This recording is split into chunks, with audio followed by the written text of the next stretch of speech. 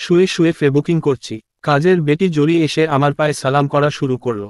সে আমাদের দূর সম্পর্কের আত্মীয়। আমি বললাম, ব্যাপার কি জরি? সালাম করে করে পায়ের চামড়া খুলে ফেলছো কেন? জরি বলল, শুভ সংবাদ ভাইজান, আম্মা রাজি হয়েছে। আমি বললাম, কিসের রাজি হয়েছে? জরি শরম পাওয়ার অভিনয় করে বলল, আম্মারে বলছি, আপনি আমারে পছন্দ করেন। আমি একলাফে বিছানা ছেড়ে নেমে পড়লাম। রিয়ার সাথে আমার প্রেম, সে আমার খালাতো বোন। মা কিছুতেই রিয়াকে মেনে নেবে না। গতকাল রাতে মা আমাকে ডেকে পাঠালেন। গিয়ে দেখি মা জরির সাথে গল্প করছে। বললেন, হয় রিয়া না হয় আমি, একজনকে বেছে নিবি। কাকে চাস তুই? রাস্তার একটা ফকিন্নি বিয়ে করে আনো, মেনে নেব। তবু রিয়া নয়। রিয়ার সাথে তোর সম্পর্ক হলে আমি গলায় দড়ি দেব। সাথে সাথে রিয়াকে ফোন দিয়ে বললাম, জামাই চাও না খালা চাও? রিয়া অবাক হয়ে বলল, মানে কি? মা বলছে তোমার সাথে বিয়ে হলে গলায় দড়ি দেবে। রিয়া বলল, মা চাও না প্রেমিকা চাও? আমি অবাক হয়ে বললাম, মানে কি? তোমার সাথে বিয়ে না হলে আমি গলায় দড়ি দেব। মাইনকা চিপার উপর আরও যদি কোন চিপা থাকে, আমি সেখানে পড়ে গেলাম। কারে ছেড়ে কারে ধরি? সারারাত চিন্তা করতে লাগলাম, মা বড় না প্রেমিকা বড়?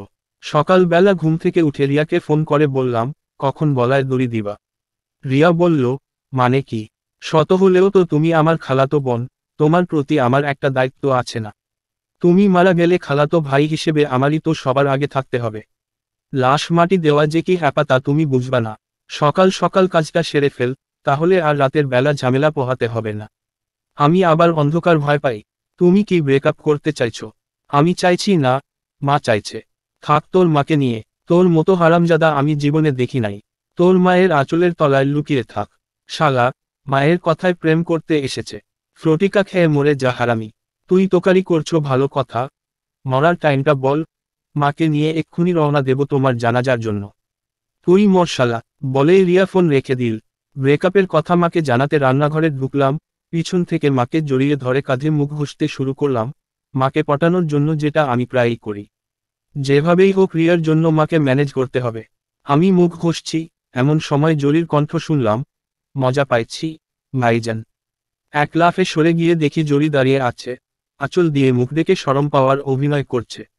জরি মায়ের পুরনো একটা কাপড় পরাতে এই ভুল করে ফেলেছি। কাব্য সাহিত্য। জরি বলল, আপনি যে আমাকে পছন্দ করবেন, এইটা আমি ভাবি নাই ভাইজান। আলহামদুলিল্লাহ, রিয়া ম্যাডামের চেয়ে আমি কম কিসে? আমি এক দৌড়ে রুমে পালিয়ে এলাম। এরপর থেকে জরি আমার অতি যত্ন করছে। ঘন ঘন আমার ঘরে আসছে।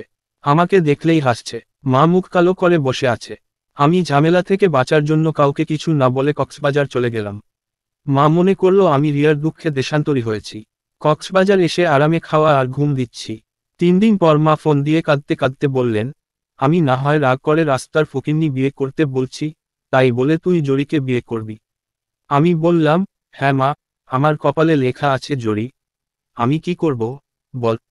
মা কাঁদতে কাঁদতে বললেন, তুই বাসায় ফিরে আয়। বাবা, আসবো মা, আগে জরির সাথে বিয়ের দিন তারিখ ঠিক কর, তারপরে আসবো। ওরে, তুই রিয়াকে বিয়ে কর, তবু জরিকে বিয়ে করিস না, পেজে ফলো দিবেন সবাই। না মা, তুমি রিয়াকে পছন্দ করো না, আমি জরিকেই বিয়ে করব। বলেই ফোন কেটে দিলাম। 2 ঘন্টা পর রিয়ার ফোন, এই গাধা, তোমার না আমার জানাজায় আসার কথা? আমি বললাম, তুমি কখন মরলা? আশ্চর্য, আমাকে জানিয়ে মরবা না? এখনো মরি নাই, খালা আমাদের বাসায় এসেছে, আমাদের দুইজনকে একসাথে মারার জন্য। তুমি কি আমার সাথে মরতে চাও? আমি ফোন কেটে দিলাম, তারপর দ্রুত ব্যাগ গোছাতে শুরু করলাম।